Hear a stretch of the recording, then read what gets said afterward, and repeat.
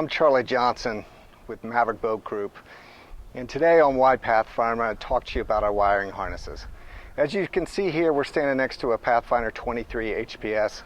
Beautiful looking boat, and looks absolutely count. A lot of people make their decision strictly on how a boat looks that's on the lot. In my hand here is a wiring harness. It doesn't look as pretty as glamorous as the boat does, but I'll tell you, especially long term, this is more important than even the cosmetics on your boat. What I'm going to do today is I'm going to take you through our whole process, from how we design our harnesses to how we build them, how we install them, and then take you through and show you a finished harness and boat and show you exactly why harnesses are so important.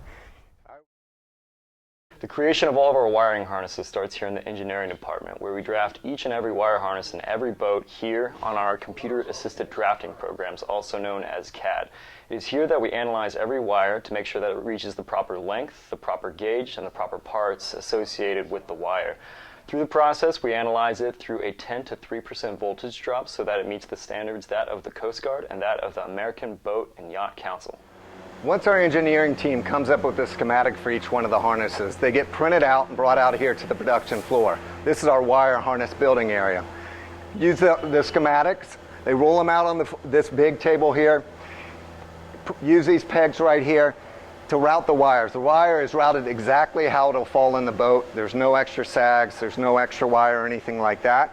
These labels here tell these guys exactly what wire goes where. It's all copper tinned wire. They use Deutsch connectors on all the harnesses, the very best watertight connectors in the business. You can see here also, as well, this is fully conduit. These harnesses are made particular to the order, not just to the model itself. So if you have a particular order that has an added feature in it, that wire gets strung right into this harness. So they're very custom to each individual boat. As you can see here, even speaker wires get brought in here. Every wire at either end is labeled so that when they're in the boat, when it's coming out of that conduit, you can see exactly what that wire goes to and where. So very, very easy to maintain.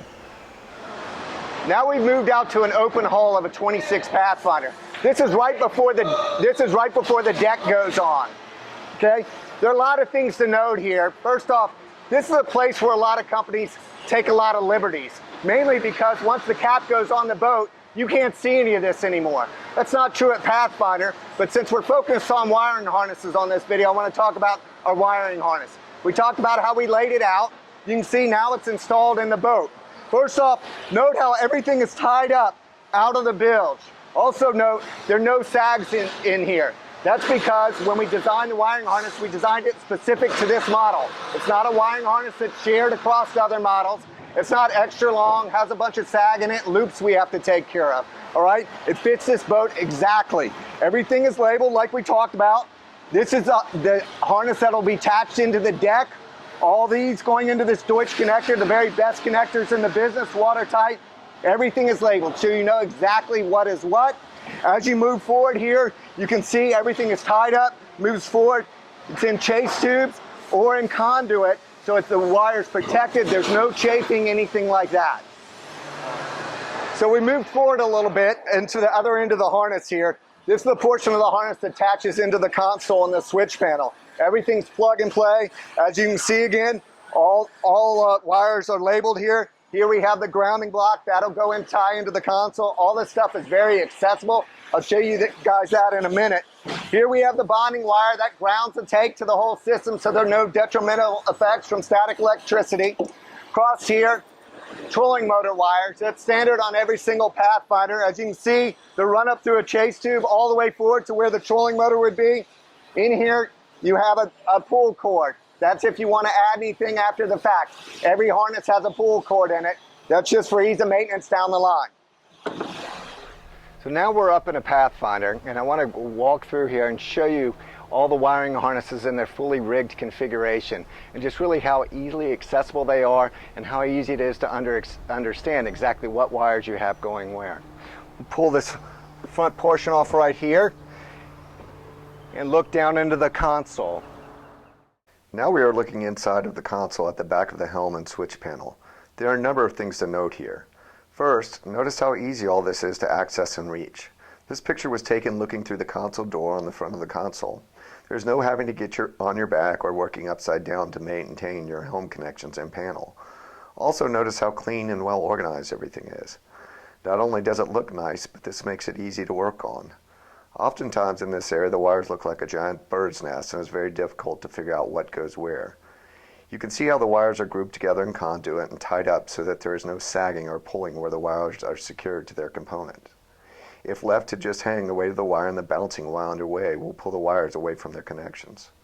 Also notice the limited number of wire connectors. This is because the wires are measured to length for this boat. We are not having to extend wires after the fact to make them reach.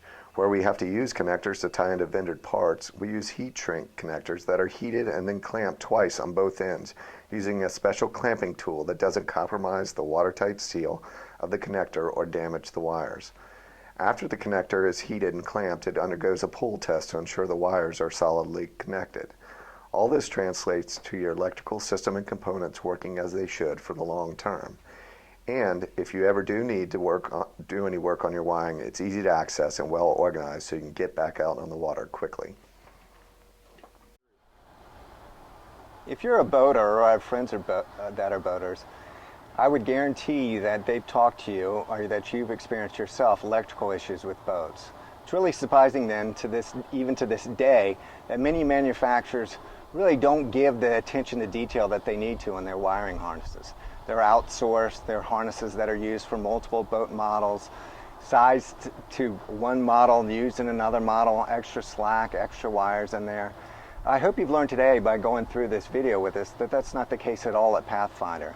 We take extreme measures to make sure our harnesses are exactly right, exactly built for every single boat. They're engineered from the start for that model. They're laid out to go into specific locations. There's no sagging, no pulling, no extra wires that you don't need. Everything is clearly labeled. It's these kind of things that really make a difference in the long runs, that 2, 3, 4 years from now, even longer than that, you aren't experiencing issues with dead batteries or live wells going down or things that can ruin your day. It's this kind of stuff that's extremely important and that really separates Pathfinder from the other guys. Thank you for joining me today on Why Pathfinder.